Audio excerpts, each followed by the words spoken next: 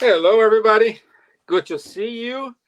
And today we have a more than special, a more than welcoming friend, our SSI leg inside America. So, for the listeners from Kardec Radio, I'm opening up the bridge between Ireland and the US, but our guest, Dan Assisi, is more than well known for you guys.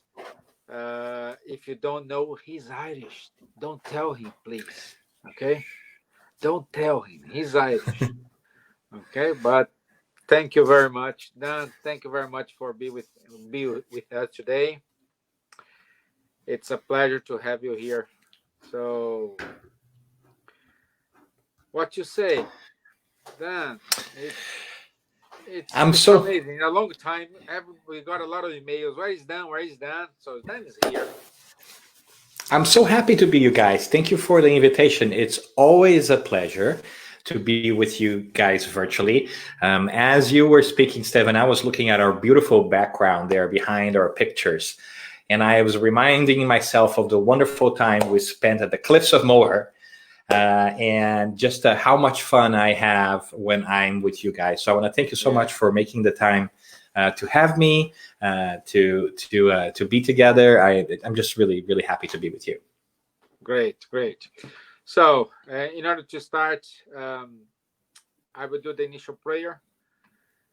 So, for you guys, if you want, if you can, close your eyes. If you are driving and listening to this, please don't close your eyes. But raise up your thoughts towards Master Jesus, towards our mentors, and ask them to stay with us, to enlighten our spirit. May this message reach out all hearts who are desperate,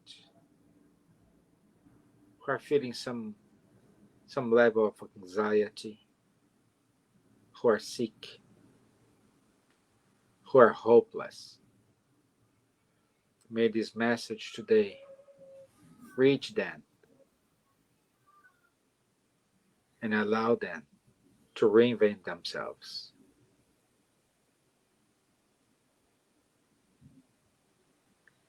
Thank you so much for the opportunity. So be it. Amen. Okay, Dan. Today, Dan, we're gonna talk about Marta, Mary, and us. I'm just thinking here, Dan. Who am I now, Mary or Marta? I'm still figuring out, and I hope you're giving me some guidelines to find out my answer. That's a great question, friend. I ask myself all of the time. And I think that this is one of those wonderful stories from the gospel, right? From the New Testament. And we'll talk a little bit about that because I think it's wonderful because it's especially applicable to our times when we are trying to figure out what is this new world going to look like? How do we make sense of our lives? How do we make sense of this COVID situation? And what kind of people in society are we going to emerge as after all this is done? So this question of, are we Martha? Are we Mary? Are we both? Who are we? Right? I think is an important one. And so you're very right. Okay.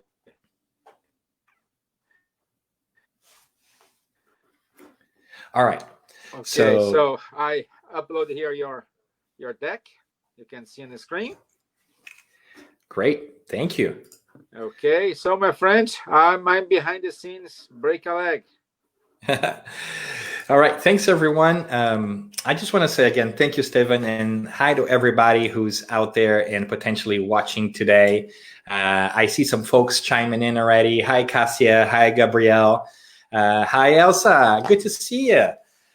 So glad to see you guys here. It's really amazing how we can feel close and how we can feel together, even when we are doing things virtually. And I always say this because I mean it. But I feel like when we get together, we can do two of my favorite things. One is to really dive a little bit deeper in the wonderful knowledge that we are having access to because of the way we are understanding the world thanks to Spiritism, and help us review things and revise our conception of things. And the second great gift that these lessons give, and that Spiritism also brings to me, my heart, is the ability to make friends in different places that I would otherwise never have met before. And that's you. So thank you. Thank you for being here. Thank you for spending this time with me today. And I'm going to try really hard not to talk too much, which is really hard for me because I'm so excited about this topic in general.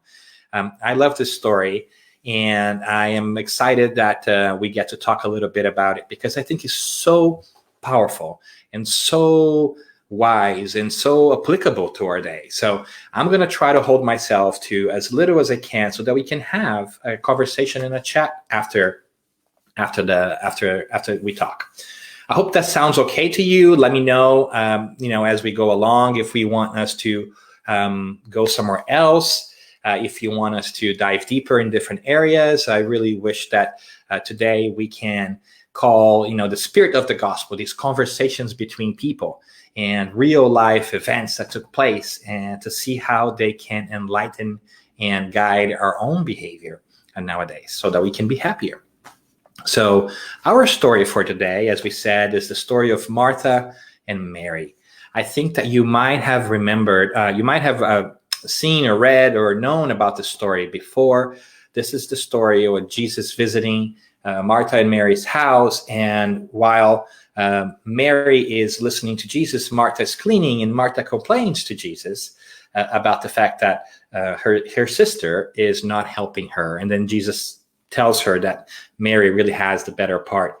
I think we all know the story, but the beauty of these stories in the gospel is that they can be understood in many different levels.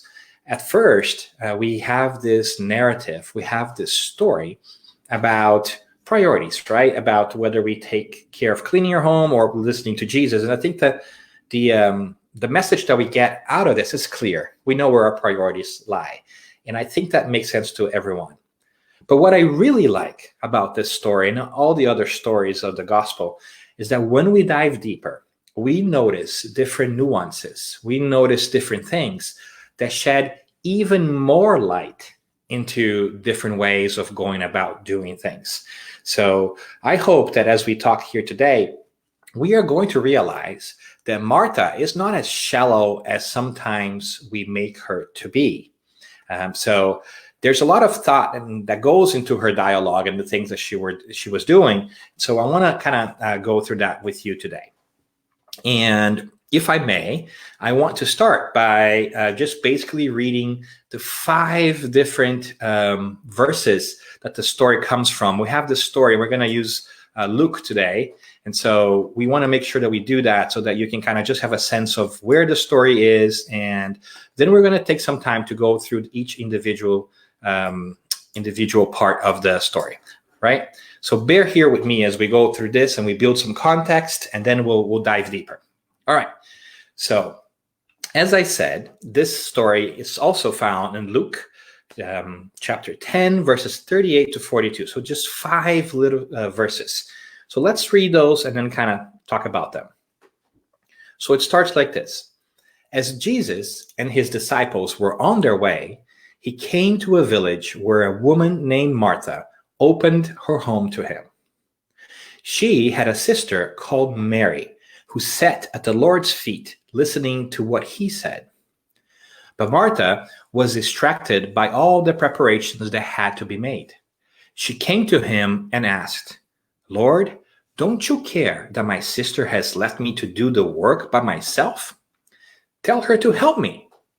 And then Jesus replies, "Martha, Martha," the Lord answered, "you are worried and upset about many things, but few things are needed, or indeed only one. Mary has chosen what is better and will not be taken away from her." So lovely story, very simple story that I think that we get from the beginning, but there's more to it. So let's dive in piece by piece to see what kind of insights we can gather from such a small little passage, just 5 different verses in Luke, and see how that can be applicable to our days. And before we do that, I want to say hi to all folks who are joining us as well. Hi, Don. Always great to see you. Excited to see you always following the Spirit Society of Ireland over here. Hi, Roberta. All right, so here we go. Let's dive a little bit deeper into this. So we're going to look into the 5 different verses and kind of take different lessons from each of these different verses, because there's so much wisdom in this little story. So let's dive in. Let's start with this interesting idea, right? So as we read the first verse, the first part of the story that tells us that Jesus and his disciples were on their way somewhere, right, to Jerusalem, he came to a village where a woman named Marta opened her home to him. So we generally think of Marta, of perhaps this ditzy woman a little bit, who's only worried about cleaning. But there are more clues here in the story that help us see Marta in a different light.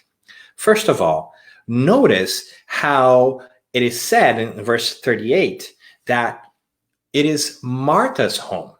And that is a really interesting piece to begin with, because as you might remember, society 2,000 years ago in Israel and in Jerusalem was very patriarchal in many different ways. So to recognize the house belonging to Marta is already something that's noteworthy, because we know that Martha was sisters with Mary from the story here, but we also know that Marta was also sisters to Lazarus. You might remember Lazarus, who was resurrected by Jesus. So there was, a male figure in the household. So more correctly, traditionally, it would have been recognized as Lazarus' home. So why is it that we don't say, as Jesus and his disciples were on their way, they came to Lazarus' home? That's already an interesting piece. And that tells us that Marta was really well known in the city, in the village, and so much so that people refer to it as Martha's home. And we also know, when we read different parts of the gospel, we know, for instance, when that we know that that they had their own tomb, which means that they also had money. So they were not exactly poor, and we also see that because it's not easy to take 12 guests out of the blue, right? So all of a sudden, these people are on their way somewhere, and they just stop by their home, and then she rushes to take care of everything and make food for 12 extra mouths to feed. And at the same time, we know that because they had means, they had enough money to go around, they could have easily resorted to using servants that was certainly would have used. But still, Martha wanted to do things of her own to serve others and to serve the folks there. So it's really interesting, because we start breaking a little bit of the stereotype, because the only reason that we really would know that home as Martha's home is because Martha was very active and respected in the village. Otherwise, it would have just been Lazarus' home. And we know too, right, that Martha is a very forthcoming, very direct person, because we also see on the part where we learn about Lazarus' resurrection, right? When Martha and Mary come to Jesus, Mary says, Lord, I know that if you were there, that everything's going to be okay. And Martha says, why weren't you there? Why didn't you save my brother? So Martha is really outspoken. So she really does shatter a lot of our stereotypes of what a simple woman would be like, just staying home and cleaning her home, right? That is not her role. That was not her role. That was not who she was. She was way more than that.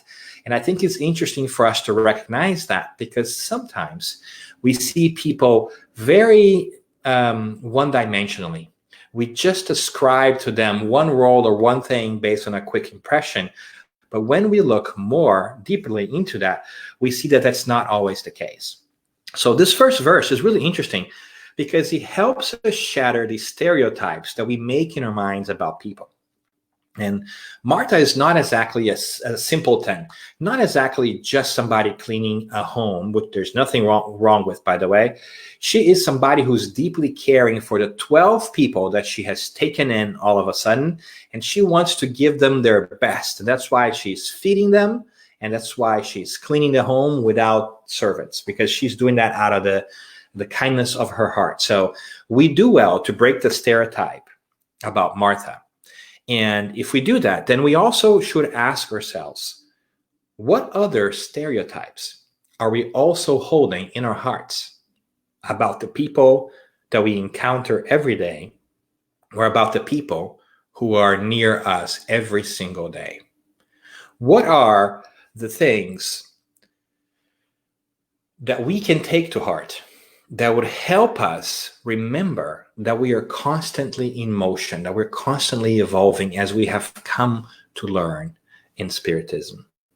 As we understand reincarnation and we understand that we are spirits constantly progressing, we do well not to think that people are fixed things that do not change, or that are just some action that they have done or some behavior that they have exemplified. So we do well to remember that there's a lot more to people than meet our eyes, right? So I think that's one of the great lessons that we take away from Martha and Mary, that I start questioning myself about as well. What kind of stereotypes are we holding of different people? And what is it that we can do to free ourselves from this preconceptions that we have hold ourselves to? So that's first number one. I'm going to move along because there's so much more that we can dive into, but our time is always limited. So I want to make sure we get to all the different things. So go ahead and put your impressions and ask your questions there if you want, and we'll get to them later. All right. So that's first number one. Let's jump to this other interesting verse here. So verse 39 tells us that Martha had a sister called Mary who sat at the Lord's feet listening to what he said. And that seems simple enough. It seems like she's just sitting there and listening. And that is true. She is doing that. But we also have to understand the rabbinical tradition of the time. To say that somebody was sitting at somebody's feet, as it was customary at the time, meant to follow that person, right? To listen to that rabbi, right? To take in his lessons and apply that to your daily life. So when we see here the Luke telling us that Martha had a sister who was Mary, who sat at the Lord's feet listening to what he said, what we really should read this as, she's not just sitting at that day and listening. We should really take this to mean that Mary is fully devoted to the message of the Christ. And so much so that she's willing to stop everything and sit around his feet. And as you can see from this wonderful picture here that we had from our Jehovah's Witnesses friends that provided this picture on the web for us, but we can also see that this is uncommon, because it was not customary for a woman to publicly follow a man, especially outside of the home. So we have, from the beginning, this really interesting story about two powerful and interesting women in the gospel 2,000 years ago. And both of them are buckling the trend, so to say. They are challenging that stereotypes that we talked about, or what women would be like or should be like 2,000 years ago. And we understand that we still have gender disparity challenges to this day that we need to work on. We know that, right? But it's fascinating that we know here through this verse that Mary was so committed to the teachings of Christ that she's willing to publicly follow him and sit at his feet, as it was a tradition at the time. That means sitting at the feet of a rabbi was means to follow them and take them as their guru, so to speak. So when we see that, we also ask ourselves, are we really sitting at the Lord's feet too? Are we also willing to challenge these preconceived notions of what it is to be close to Jesus? Are we willing to go beyond this idea of simply connecting with spirituality and divinity on Sunday, or when we are in church, or when we go to the Spiritist group? Are we really doing it whenever we can, whenever we have the opportunity to? Are we really prioritizing that experience over everything else? And I think that's a really interesting piece that we get, an interesting lesson that we also get here from Mary's behavior. Are we really putting into practice that which we already know it's more important? That is a rhetorical question for all of us to really think about. Are we really sitting at the Lord's feet? And how are we doing so? Are we doing so when the Lord is visiting us, or when is it convenient to us? Right? So one beautiful message here too is the fact that the Lord is coming to our home. Right? Jesus is coming to us, into our inner sanctum, so to speak. And are we ready as Jesus comes into our heart, right? Symbolized by the home. Are we ready to sit at his feet? Are we really there? These are very difficult questions because sometimes we think we are, but we don't always match our actions with our behaviors, our words with our behaviors, I should say. So interesting invitation that Mary leaves for us. Are we really sitting at the Lord's feet? So let's move on to another interesting lesson that we take from this passage here. And here is an interesting idea as well when Marta brings that up to Jesus. And she says, but Marta was distracted by all the preparations that had to be made. After all, feeding 12 people all of a sudden, right? It's no surprise. There wasn't cell phones back in the day. You can't just call ahead and say, I'm coming. They just showed up. And now she has to kind of deal with all of that.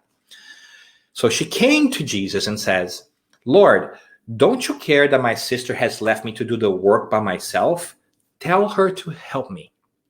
And this is really interesting in many different ways, because here's Marta, that courageous person, again, going to Jesus and asking Jesus to talk to her sister so her sister will change the way she's going about doing things.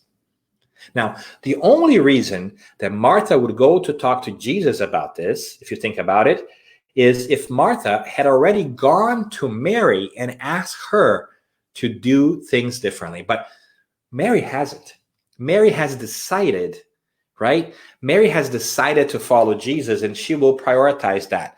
And because Marta has been unable to change Mary's behavior, she decides to go to Jesus and have Jesus, who Mary looks up to, tell Mary to help her in the daily affairs of the home, right? So it's an interesting piece because a lot of the times, this is a powerful message that we get here, that we think that there is a right way to serve, and we want others to serve the same way. You see, Marta is asking Jesus to have Mary help her because Marta is not just sitting idly there. She's just not cleaning stuff. She's really working towards all those different people. She's really feeding all of them. She's really trying to help all those people. So she's not just being frivolous. She's really trying to help in a very practical manner.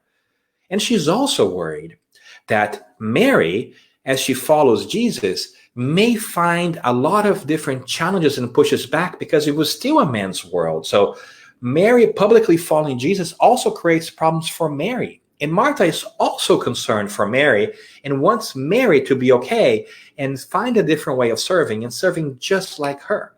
So Martha is not just being frivolous and selfish here. She's also caring for her sister. As we know that she cares for people because she's clearly feeding everybody that's coming in. And we see that later on in the gospel, she will serve again, right? So Martha is not as one-dimensional as we think she is. She really cares about her sister. And she wants her sister to be safe. And she thinks that the way to do that is for her sister to do what she's doing. And that is an interesting concept because a lot of times, we know intellectually that there are different ways of serving, but sometimes we have trouble understanding that it's okay for people to choose to serve differently than ourselves, that there are different ways of going about being helpful, and that our way may not necessarily be the best way that's suited for other people. And she wants Mary to serve like she does because she thinks it's going to be best for Mary. And also she won't feel alone either, right? Because serving alone sometimes is very hard. To be alone, to be doing something by ourselves is very challenging because we love being with those whom we love. So sometimes we want them to do things as we do, not only because we think it's better for them, but because subconsciously or consciously, we also want to have somebody by our side helping us along the way. But we also know, through the example of the Christ, that we all trail different paths in our life. The Christ too suffered alone at the cross when he had no reason to. So it's a powerful lesson that we have to come to terms that the difficult moments and lessons in our lives and the serving that we have to do for ourselves and for others takes place at an individual level. That we need to navigate these challenges by ourselves. And that is okay if we are doing things differently than other people. And that we should not expect them to do things exactly the way we do. You can serve in different ways. You can act and behave and contribute to the world in ways that suit you, while your neighbor can contribute to the world in ways that suit them. So let's not think that everybody has to do the same thing to serve or has to contribute to the world in the same way. We can all find our different ways of going about doing that. And that is a difficult lesson that we bring from Martha and Mary's interaction here as well. So many that we can kind of unearth in here, right? So many different ways. So let's kind of move along so we can make time for other things. All right, so let's talk about the better part. These are the last two verses of this little story of ours. This is when we see Jesus, our older brother, this incredible spirit whom we still struggle to understand its magnitude, how he replies to Martha's request. Martha asks him to have Mary change her ways, and he replies in this way. He says, "Martha, Martha," the Lord answered, "you are worried and upset about many things, but few things are needed, and indeed only one. Mary has chosen what is better and will not be taken away from her." There's so much wisdom here in this particular passage, because you see, notice how Jesus answers her. Jesus doesn't answer her with yes or no, right or wrong. He answers in a way that will benefit Martha the most. He relates to her in a personal way by calling her name out and saying, "Martha, Martha," like, I hear you, I understand you. So much so that he goes into more detail and he says, "I understand what you're feeling. You are worried and upset about many things. I understand your heart, Martha. I know that you are anxious and that I know that you want to serve and you want to do it well. And that is why you're upset, because you really want to do your best." But taking that into consideration, Jesus considers, but there are few things that are really needed, and indeed only one. Mary has chosen what is better, not best, right? Jesus recognized that there's different ways of going about things, and he suggests to Martha that she can optimize, right, by focusing on what is most important first, that we don't need to do everything at once, that we don't need to try to find ways of serving everybody in the world at once. We just need to focus on what is better, on what will help us the most. That is not to say that serving in different ways will not help us. They will. These different ways will help us. But what is most important for us? And this is a really great question for our moment in history.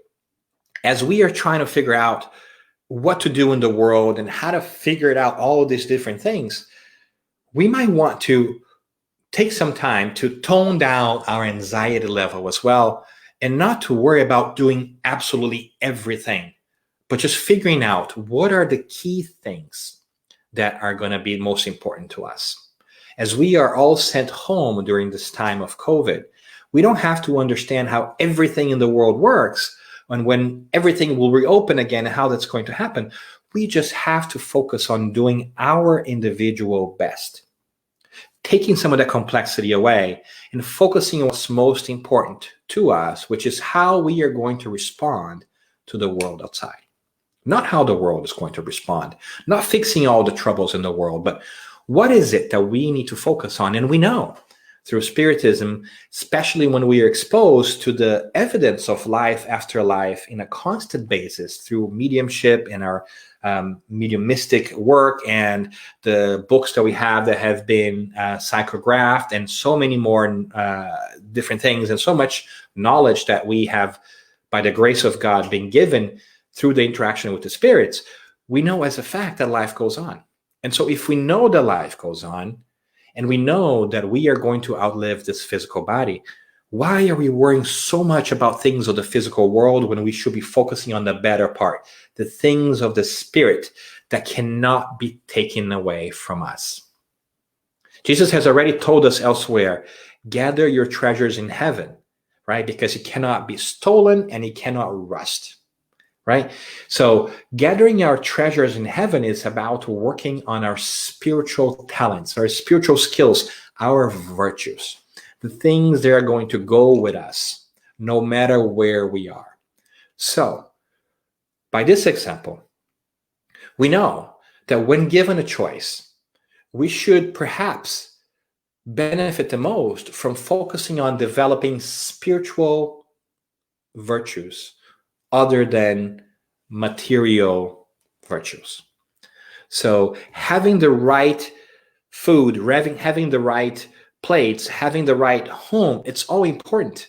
But more important than that is having the right attitude of heart and the ability to prioritize what is most important to us. And now that we know that we're immortal spirits, that prioritization must be our behavior and the way that we learn and interact with others in the world. And that is a really, really, really powerful message that we get here, which is the core of this. And we knew this, right? But I also like the non-judgmental way in which Jesus goes about this. And that is of not saying, here's right and here's wrong, but offering that there is a better way of doing things. Not necessarily bringing us down by pointing that we have been doing things in less than optimal ways. In no way, shape, or form, notice here, in the language of the Christ, there is condemnation. There is any kind of negative, ill, or judgment towards Martha. There is only a desire to share with Martha, without telling that she's wrong or right, a better way for her to move forward. Isn't that beautiful? Isn't that incredible? How psychologically savvy and well-intentioned our Christ is, and how he's always paying attention to our individual needs and giving us and dosing that message individually. It's amazing. I find so much hope and beauty in the messages of the Christ and the way he goes about that, reminding us that it's important for us to find a better way forward. That there's not just one right way or one wrong way. Sometimes we agonize over this so much, don't we? Sometimes we feel like we should be doing something else or that we're doing everything wrong, but there is no such thing as doing everything wrong or being in the wrong path. There's just longer or shorter ways to happiness. So it's great the way Christ approaches this because he takes away all the burden of judgment that sometimes we bring into ourselves. And he reminds us that there are really few things that are needed. Indeed, only one is important: to grow spiritually. And to grow spiritually, as we understand, and as further developed in the Spirit's book in question 132, is to evolve ourselves, but also to play our part in the creation, to help the world, because we cannot really grow without helping others, and we cannot really help others without growing. It's like a symbiotic relationship. Both kind of happen at the same time, and we have a duty to do both, to improve ourselves and to help others with their lot. And in turn, we also grow from helping them, and they also help us. So it's a winning and a win-win circumstance. But it's an interesting way in which Jesus reminds us of the importance of focusing on the better part. And that is just so beautiful in many different ways, right? But it also talks to us about trade-offs, right? It's important for us to also talk about this because making choices means leaving other things behind. Whenever you choose to act a specific way, we're also choosing not to do other things because you cannot do everything at once. So I love the way that the Christ kindly reframes and says, we need to make choices. We need to make choices about how do we want to live our lives. And all the choices we make are fine. There's no best way. There's a better way. There's a faster way to happiness, right? But if you want to do things differently, that is okay. But know that anytime that we try to do something different, we have to leave something else behind. We have to be okay with the idea of letting go of our past, of how we have done things before. We have to make space for the new. And to make space for the new, we have to let go of the old. And that is hard, people, especially in this day and age where we are home with COVID and worried about the coronavirus and everything else. Maybe it's time for us to make space for the new, for a new way of living, for a new way of thinking about things, and making the trade-off of not just worrying about going back to the world as it was before. Maybe this is the time that we have to reflect about the better part, that injunction in our history where we have to make a choice to live differently than we did before. Not worry about solely the material things and trying to figure out the economy and everything else that we have always been worried about, but finding different and more humane ways of moving ourselves forward while also helping others. And I think it's a fascinating moment for our reflection. It's a very timely moment for us to consider what is happening in the world today and what kind of choices we are making individually and collectively to make that a better place. Right? So that's another beautiful part here that we find in the gospel that can help us. But let's go to one last insight, which I think is a really beautiful part of this story. And I think that it relates to us as well. I think that the really interesting piece here is that we have been talking about a story about Martha and Mary and Jesus. But honestly, when you think about it, this is really Martha's story. This is not Mary's story. In no point in the story, as a matter of fact, we hear from Mary. We only hear from Martha and Jesus. And I think that's very telling. And I think that's very interesting because it goes back to that fundamental point that we were making, that our lives are our stories. They're not the stories of other people that have made us do things or not. We have to understand that even when we struggle with the behavior or actions or attitudes of others, that we have no control over that. That we cannot control or dictate how other people choose to live their lives. And we cannot, therefore, victimize ourselves from actions that other people have done or have not done, or we wish that they had done or that they had not done. Our focus has to be ourselves. Our lives are our stories. We are the ones who decide how we are going to live them and how we are going to interpret them. It would be very easy for Martha to make a story in her mind that Mary has abandoned her and was not helping her, and create a whole different set of challenges from that. But that is not the case.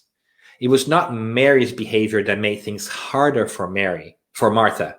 It was Martha's own understanding of the situation that was getting her worked up, because Mary was already figured out. She already knew what she was doing. She was already sitting at the Lord's feet. She was already working towards her own betterment. And none of that, what Mary was doing, was really about Martha. But Martha could have made it about Martha. She could have created a story in her mind that Mary was not helping her on purpose or what have you. And we do that so often in our lives, where we think that other people are doing things to spite us or that they are making our life more miserable. But the truth is, none of that is true, even if they're doing things to us that are unkind. That we are in control of our destinies. That we are in control of how we see and react the world. This story, friends, is never really about Mary. This story is always about Martha. It is always about how we react to the challenges that come our way that we have no control over. Because clearly Martha could not control Mary's behavior, so much so that she asks Jesus to run interference and try to change that. But that doesn't help, because trying to have other people change never works. The only thing that we can control is ourselves, and barely. We can barely control ourselves. So our field of action, our work is inside. It's dealing with ourselves. It's transforming our minds and connecting our hearts to our minds, the most difficult journey that we can make. And as we understand through Spiritism that we are immortal spirits that are constantly evolving, it becomes ever more pressing the need for us to pay attention to how we are choosing to see the world and how we are choosing to interact with the world. Because we know that everything is in shift. Everything is evolving right before our eyes. Because if we evolve spiritually, everybody else does too. Everything is changing at the same time, at the same moment. It's pointless for us to blame other folks. It's pointless for us to say that they have decided how we are going to act. We're just giving our power and our ability away when we think about that. Sure, we can't always do everything we want, but we also understand that is a consequence of our previous actions. If we do things, we must bear the consequence of our actions. And if we don't remember those actions in this lifetime, they must have come from a previous time. All that to say, it's really about how we see the world. Martha and Mary really remind us of that. Martha grows in our heart a little bit when we begin to see how thoughtful and committed she is. When we look at the whole story, we begin to understand that she's not just worried about cleaning plates and providing food. She's really worried about serving, and serving in a special way, and helping others and taking people in. She's also worried about her sister going to a different road that she is that might be very hard for her, because she knows how hard the world can be towards a woman, especially 2,000 years ago. A woman that's trying to do something different. So she cares. She cares deeply, and she thinks there's a specific way of serving. And Jesus reminds her that there are different ways of serving, much the same way that there's so many different ways that we can serve too, and that we do not need to serve as other people serve. We can find our ways, and we can be okay with that. And in this moment in time, it's a beautiful message. And if we fast forward, we also are going to see that Martha and Mary are not just bystanders that kind of go through our story in the gospel. We're going to find later them again. We might find Martha again serving all the disciples before the Passover. You might remember as well, Mary using all her precious perfume to clean the feet of the Christ. They all continue their journey together, serving in different ways.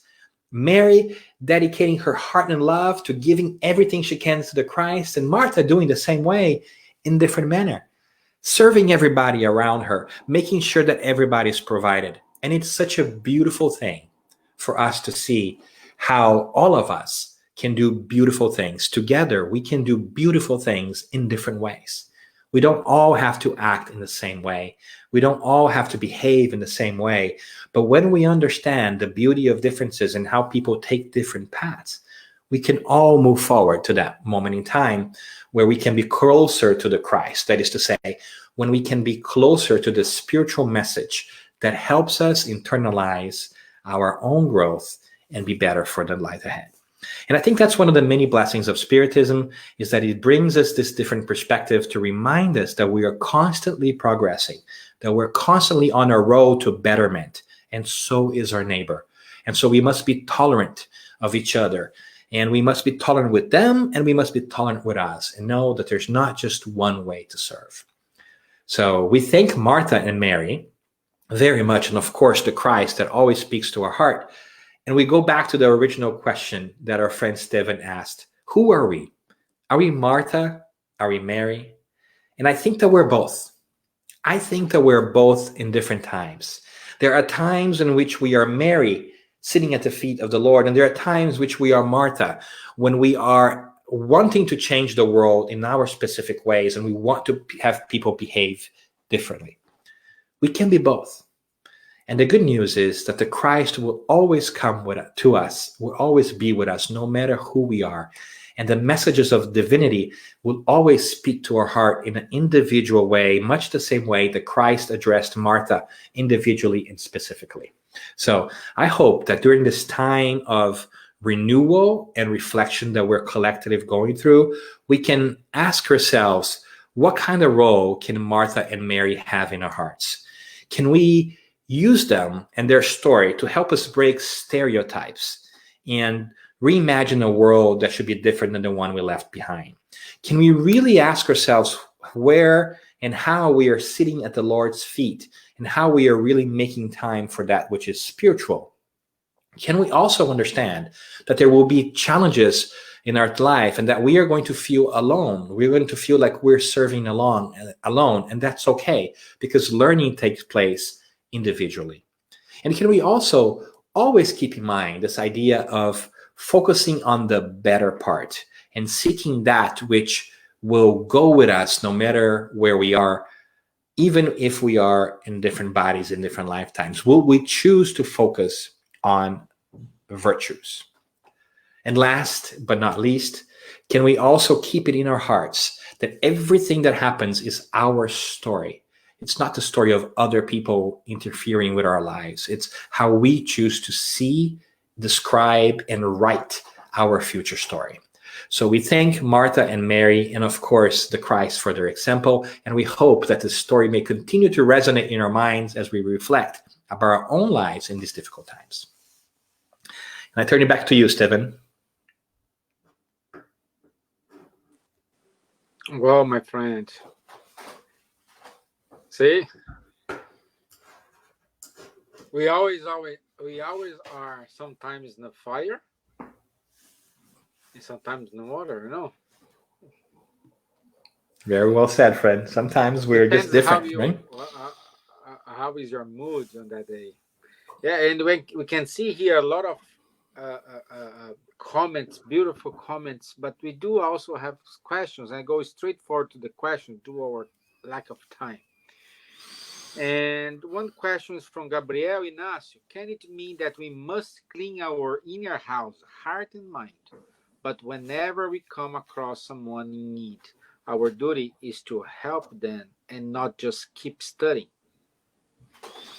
Isn't that a great way of looking at from Gabriel, right? Yes, I think that if we are truly studying, then we are going to recognize that part of helping others is part of our own development, right? We really learn things by putting them into practice. We can study all we want, but if we do not practice that which we study, we won't be able to truly internalize in our hearts. So if we're studying and we're not practicing it, then we haven't fully got the whole lesson. So I think that's a really great way of looking about it, Gabriel, because sometimes we focus so much on get things for us and trying to learn ourselves. And that's really great. And we should do that. That we forget that we also have a responsibility to the world, as we see in question 132 of the Spirit's book, that we evolve ourselves, but we also have a part to play in the creation. We also are our brothers and sisters keepers. We also have a responsibility to, whenever we can, make this a better place. So that's a great way of looking at it. I love it. Yeah, well, and I need to reinforce here because we reached today Japan. Look at that. Our friends, spiritist friends in Japan are listening Yudan. So you are closer to them than us, but there's no distance virtually, right? I see Adalberto over there. Arigato. Thank you so much for being here with us today. Yeah, so beautiful message then. Like, wow, this message makes so much sense for me. Beautiful talk. Thanks. Yeah. Isn't it wonderful how the gospel speaks to us? There's wonderful messages and wonderful stories that we can learn from. Yeah, we do. And then what's your, well, it was clear there is no right or wrong here. That's was the message. Okay? I There is th- no right or wrong. I think you're right. Yeah. But how to make sure we are making the right choice? That's a great question, Stephen. I think that Jesus tells us, right? What is the better choice? I think that he changes our perspective when we're able to stop thinking about the right choice and the wrong choice, because that sometimes makes us put so much pressure in ourselves, right? But I think sometimes we understand that we are mortal spirits that are constantly progressing. We can try to find out what is a better choice. And one way that I like to think about this, because I know that deciding what choice we take really depends on what kind of information and what kind of knowledge and learning you have done, right? So I also know that sometimes we look back in our past actions and we say, oh my goodness, why did I do that? But we forget sometimes, like, at that point in time, when you made that choice, you were not who you are today. Yeah. And so it's okay for us to also make sure that we give ourselves some grace and say, that wasn't a great choice, but I did not know better then. Now I do. Now I can do things differently. But the way that I really like to make choices, and whenever I can, I remind myself of Kardec's method, right? When he, in the spirits, when he writes the spirits book, when he puts them together, I should say, the spirits book, different questions together, he sort of suggests for us a method, right? He first starts with the facts. That's the first part of the spirits book. What are the facts? So whenever we are trying to make a choice, what are the facts? Not what we want to do, just the facts, right? Then what is the philosophy behind it? Like, how does it come together? Like part 2 of the spirits book, now after we've gone through like what's God and everything else, it talks about the spiritual world. So how does things come together, right? Part 3 of the spirits book is what are the moral implications to these things, right? So if I have the facts and I have put them together, what are the moral implications of these things, right? So how should I behave in the middle of all this? If it were not me, but it were happening to somebody else, how would I advise them to behave, right? And even before we take our next step, we're also reminded by Kardec's structure of the spirits book that we should think about what's going to happen next, right? Part 4 of the spirits book is hopes and solaces, and where we think about the future. So before making that choice and a decision, we can play this in our minds and say, if I do this, this will happen. If I do that, that will happen. Which one of these future things do I want, right? Mm-hmm. And then we go and make our decision. And sometimes we just jump the first part. Like we just jump to the things that we want to do, or when we're anxious, we just jump to a decision. But have we stopped to make time to think about what are the facts that I have? Do I have all the facts? How do they come together? What are the guiding principles that my ethics, my moral code tells me about? What are the things that I should consider when making these choices? If it were somebody else making these choices, how would I advise them to do that? And then what's going to happen if I make this choice or that choice? The rest is up to us. Every one of us is going to make a choice, and hopefully we'll make the better choice, the best choice that maximizes our spiritual returns, right? That we think about us, the immortal spirit, not us, the physical body in the moment. But it's really hard. It's really hard to do all of that. So rehearsing and practicing that with ourselves and reminding ourselves to kind of take a moment to breathe, I think are really important. But no matter what, remember that after we make that choice, we are going to be responsible for those consequences. So let's think about that. That's right. That's a given, right? So what kind of consequences do we want to handle, right? Deal with. So we should think about that. Yeah.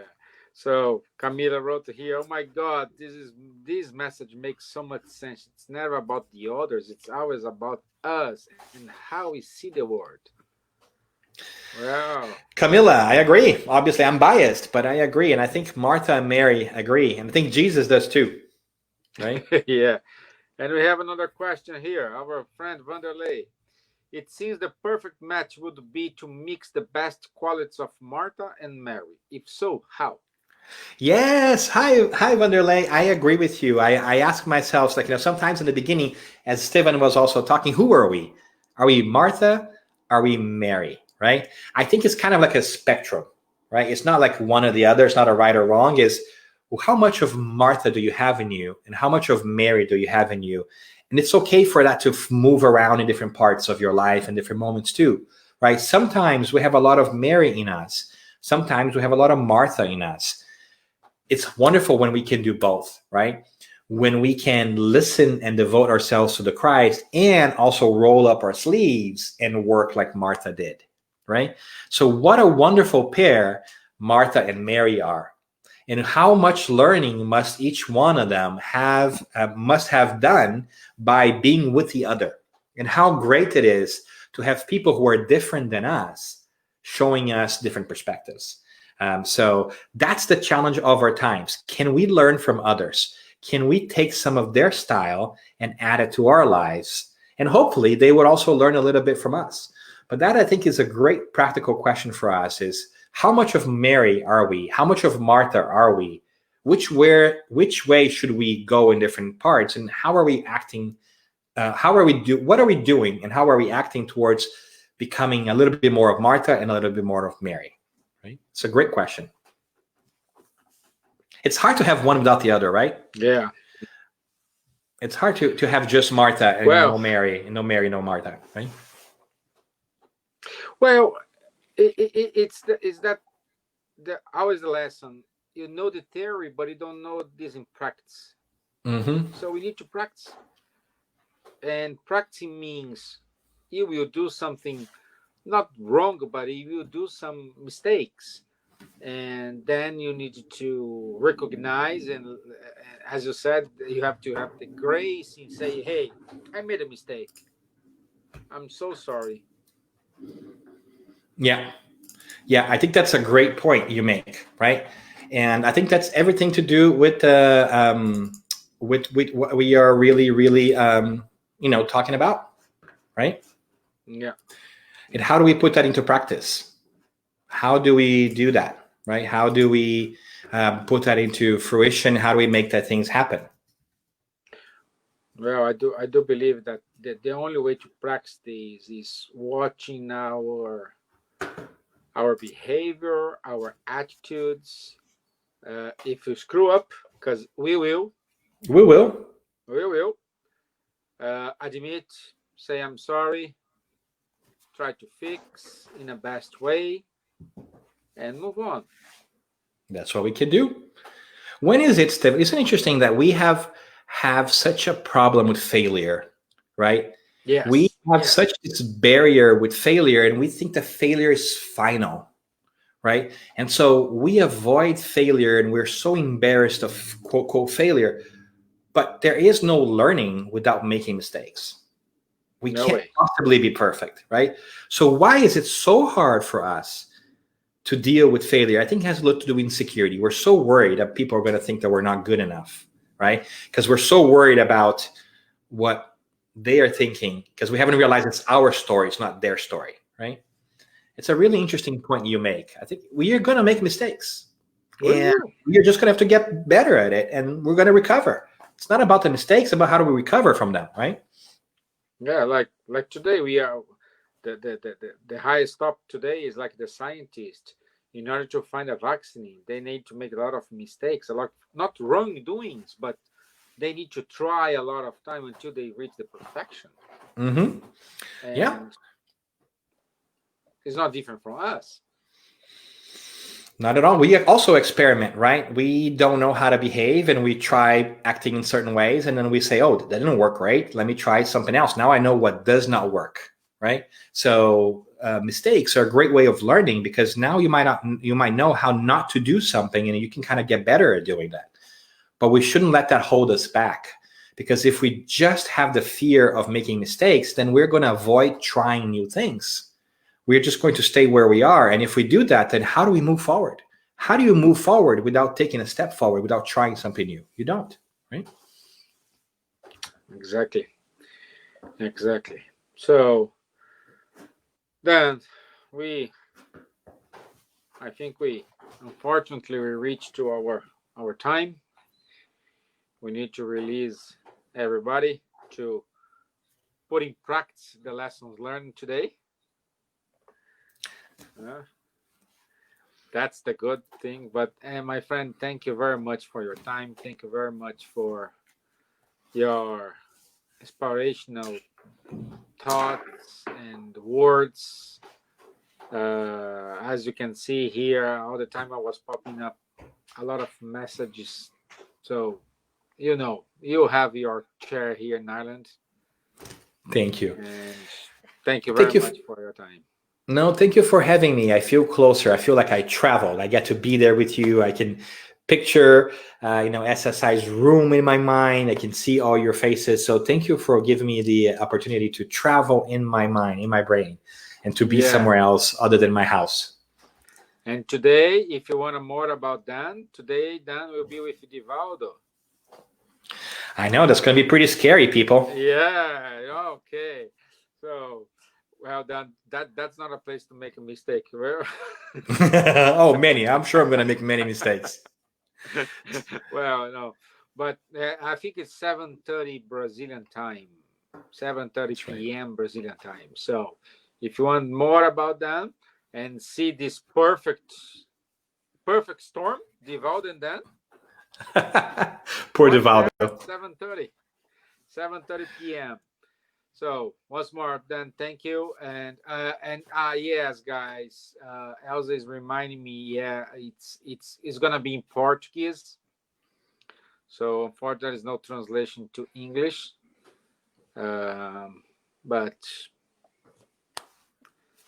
it is what it is. And you can always connect with me too if you want to get together. Connect with me on Facebook, on Instagram. That would always be in English. So so you might notice that I don't really post stuff in Portuguese. There's so many wonderful Portuguese content out there. You can find that, but you can always connect on Instagram, on Facebook, Twitter, whatever it is. Dan Assisi, you'll find me, and we can have conversations in English. Yeah, you can see Dan will give a lot of speech in some spirit centers in the US. So always time to catch up and see what he has in his mind. Okay, Dan, can you do a final prayer for us? With pleasure, friend. Thank you for having me.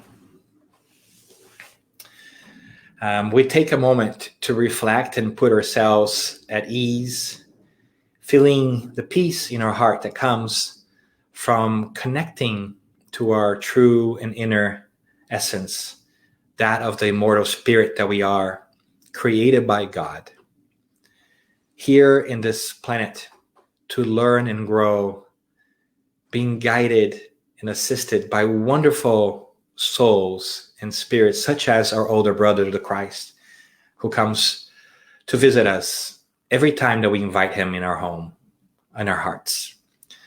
Today, specifically, we are grateful for the examples of those who have come before us. And we also thank God for the beautiful messages that we learn from Martha and Mary, that whatever they may be, may they also feel our gratitude for their examples, for their living, for the lessons that we can take from others who try to do their best, whatever they are, whenever they are. Thank you, Marta and Mary, for your incredible service, your history, and your story of growth. Thank you for reminding us that there are different ways of going about doing things, and that it's up to us to make our own story, and that our story is not defined by other people, but by ourselves, by the effort and the choices we make, by the decisions we take on how to behave, how to act, and how to impact the world around us. So thank you, God, for giving us the ability to do that, for trusting us and loving us so much as to allow us to make our own choices. What wonderful love. What wonderful creator to allow us to make these decisions, even when they might not be the best decisions in our own interest. But we're so grateful that even our mistakes will help us grow.